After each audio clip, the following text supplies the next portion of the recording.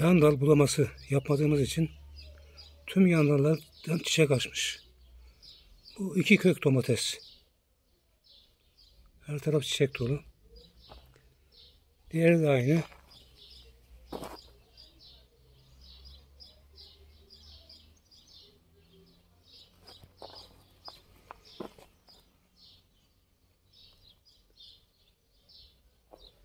Tüm domateslerimiz çiçekte.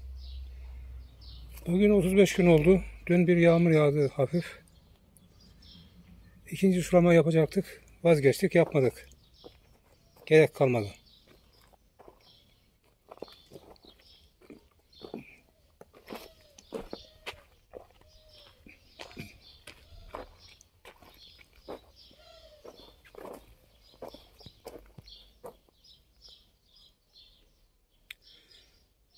Gübre, ilaç, hormon hiçbir şey yok bunda.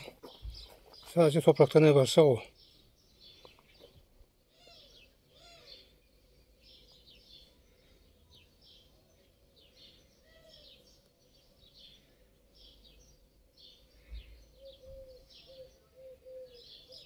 Ağaçlar toprağa değmesini engelliyor.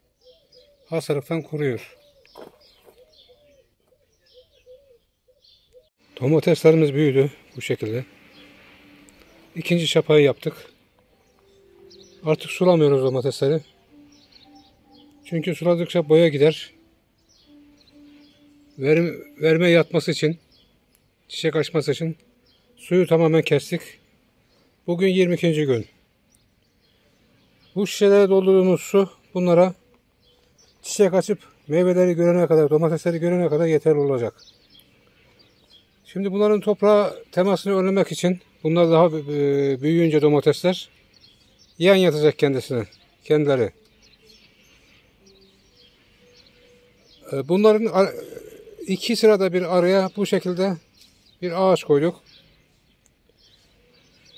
Soldakileri sağa yatıracağız, sağdakileri de sola yatıracağız. Bu ağaçların üzerinde toprağa değmeyecek. Hem toprak ısınmayacak, domateslerimiz verecek. Domatesler yere değmeyecek. Değse bile bir şey olmaz. Biz şişeyle suluyoruz. Bu şişe suyu normalde 40 güne kadar dayanıyor. 40 günde geçiyor. Çok soğuk havalarda veya soğuk havalarda çok daha fazla sürüyor. Ancak sıcak havalarda 35-40 derecelerde bunu 15-20 günde bir tam doldurmadan su vermekte fayda var. Bu toprağı alttan ıslatıyor ve yeterli oluyor. Az sulayınca hastalık olmuyor. Bu yapraklar toprağı kapatacak. Her iki taraftan toprak serin kalacak. Kökler de serin kalacak. Ve domateslerimiz yıl sonuna kadar domates vermeye devam edecek. Budama kesinlikle yapmıyorum. Domatesi kendi doğasına bırakıyorum. Çok daha verimli oluyor. Devamlı domates veriyor. Budama yaparsak tek daldan domates alıyoruz. Ancak yapmazsak tüm yan dallar domates veriyor ve domates oluyor. Hakiki domates. Arkadaşlar merhaba. Her yıl ektiğimiz yöntemle domates, biber, patlıcan birlikte ekeceğiz. Şimdi toprağımızı bir ay önceden hazırladık. Otlara dokunmuyoruz. Dikimden bir ay önce toprağı alt üst ediyoruz. Otlar altta kalıyor ve gübre oluyor. Şimdi geniş bir çukur açalım.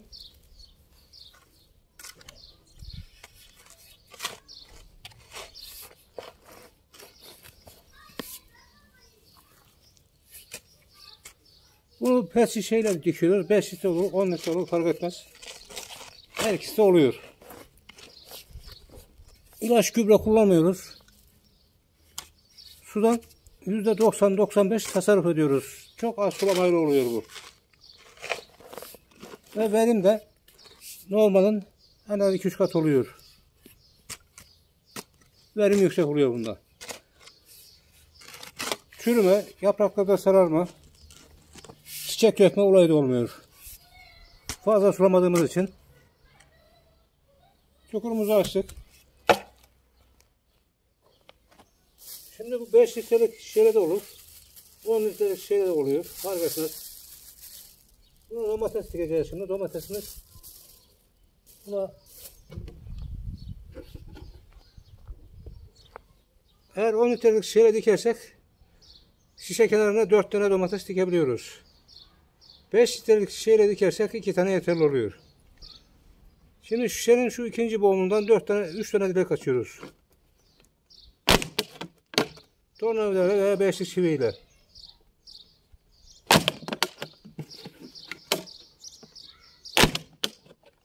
Elimizi açtık. Alttan 3. boğumdan tekrar 3 dilek açıyoruz.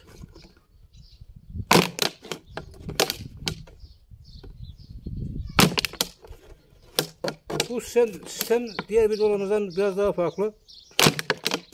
Su tasarrufu, verim biraz daha yüksek oluyor. En üstten 1. boğumdan bir delik daha açıyoruz. Buradan hava alması için. Bunu biraz genişletiyoruz. Bu deliğimiz toprağın üzerinde kalacak. Üstteki delik toprağın üzerinde kalacak. Şimdi fazla derin oldu. Biraz toprak koyalım. Üstte kalsın.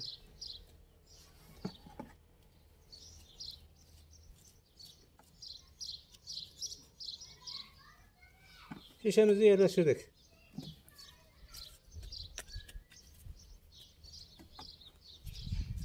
Biraz toprak koyalım hafif.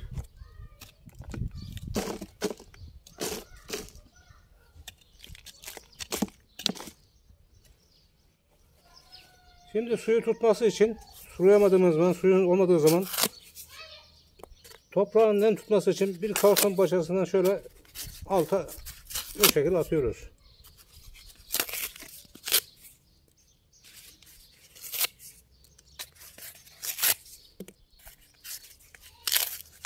Bu bitkinin kurumasını önlüyor. Kağıt parçasında kalan nem bitkiyi kurutmuyor. Sulamasak da devam ediyor. Zaten şişemizin de bu özelliği var. Şişenin kapağını açıyoruz.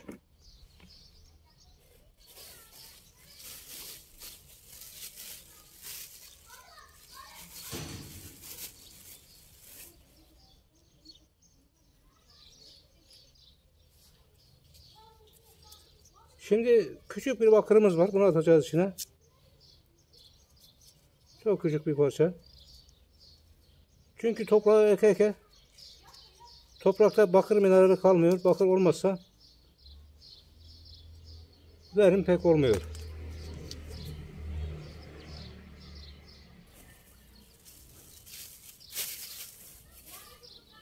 Bir de çivi bulalım. Onu da atalım içine.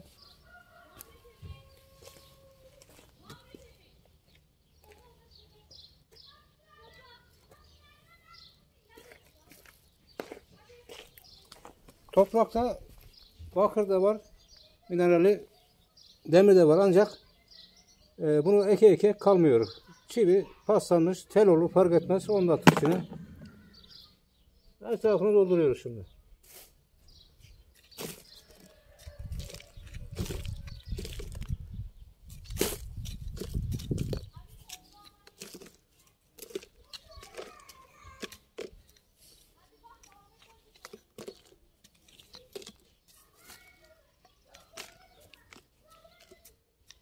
Bakır ve demir bitkiyi güçlendiriyor. Meyve vermeye teşvik ediyor. Ve zararlı bakterilerden bitkimizi koruyor. Verim de bayağı yüksek oluyor. Yaprak sararırsa bitkilerinizde, kökte çürüme olursa mutlaka bakır veya demir eksikliği vardır. Veya kalsiyum.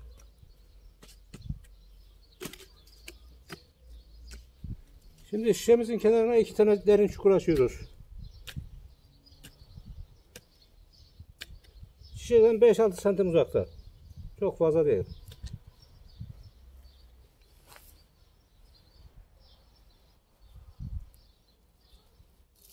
Şimdi tohumdan yetiştirdiğimiz kendi domateslerimizin fidesi var.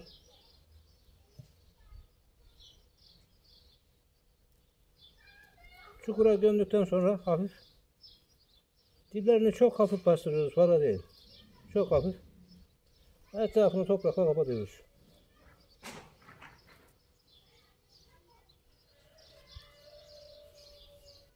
Diğerini de dikelim.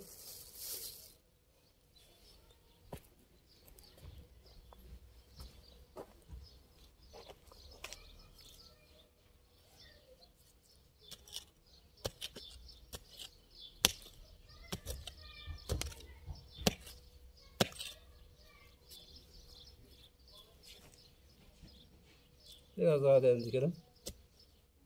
Ne kadar derin olursa o kadar iyi oluyor. Çünkü kökler gelişiyor. Bitkinin gövdesinden de kök veriyor. Derin olursa. Şuralarda köklenme oluyor. Hafif bastırdık. Etrafına şöyle hafif yuvarlak yapalım suyu tutması için. Şimdi bunlara can suyu vereceğiz.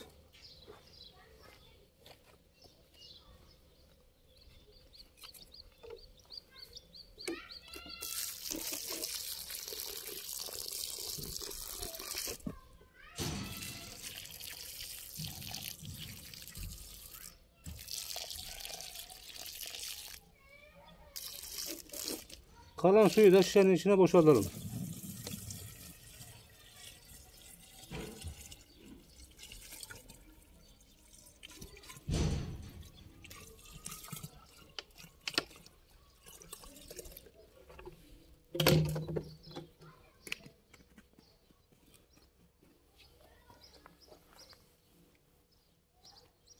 Tekrar diplerini hafif bastıralım. Üzerlerine toprak örtelim.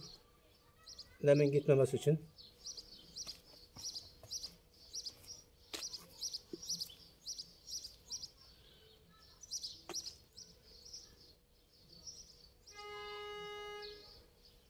Şişemiz bitkilerimizi toprağın altından suluyor.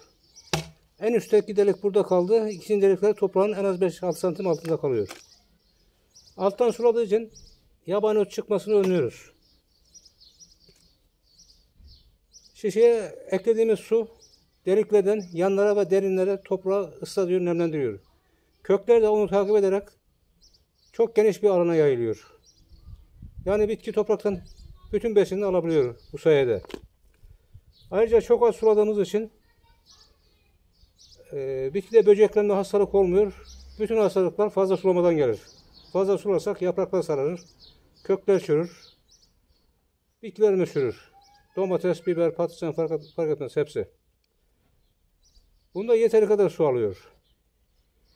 Şimdi bunu havalar böyle serin giderse su vermeyeceğiz. Bu kadar yeterli oluyor. Bunlar çiçek açana kadar. Biraz daha büyük şey boyunu geçip de 15-20 santime geldi. 20 santimi geçtiği zaman 20-25 santime diplerini çapalıyorum. Diplerinin her zaman çapalı olması gerek. Toprak çatlarsa kökler zarar görür. Bitki gelişmez. Su kaybolur. Kesinlikle çapalamayı ihmal etmemek gerek. Yağmur yağar veya sarma sulamaya suluyorsanız mutlaka kaymak tabakayı, toprakta oluşan kaymak tabakayı kırmak gerekiyor. Bunlar çiçek açana kadar su vermiyorum. Su verirsek boya gider. Su vermezsek hem köke gider hem de bitki kalınlaşır. Budama da yapmıyorum kesinlikle. Budama yaptığımız zaman bitki uzun süre kendi yarasını tamir etmeye çalışıyor. Zaman geçiyor.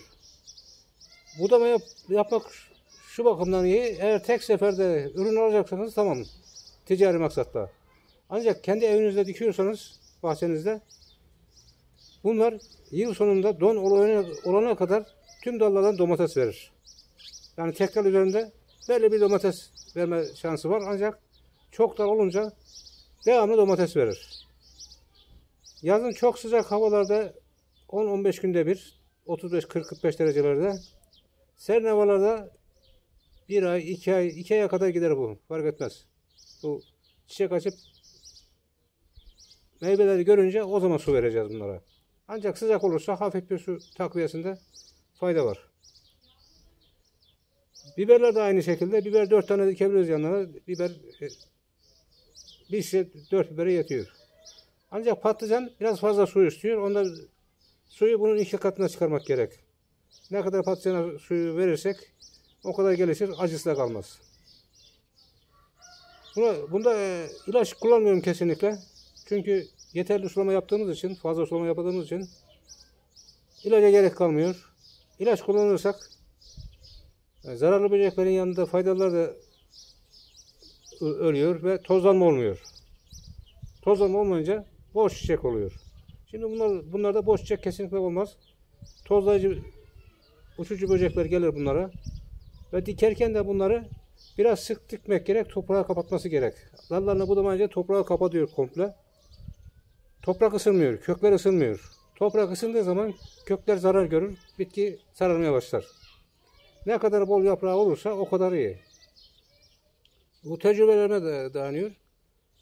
Yani Aralık sonuna kadar don olana kadar bunlar domates verecek. Ama az ama çok ama verecek. Ve domatesler de çok etli oluyor. Yani suyu fazla olmuyor içinde. Teşekkürler, tekrar görüşmek üzere.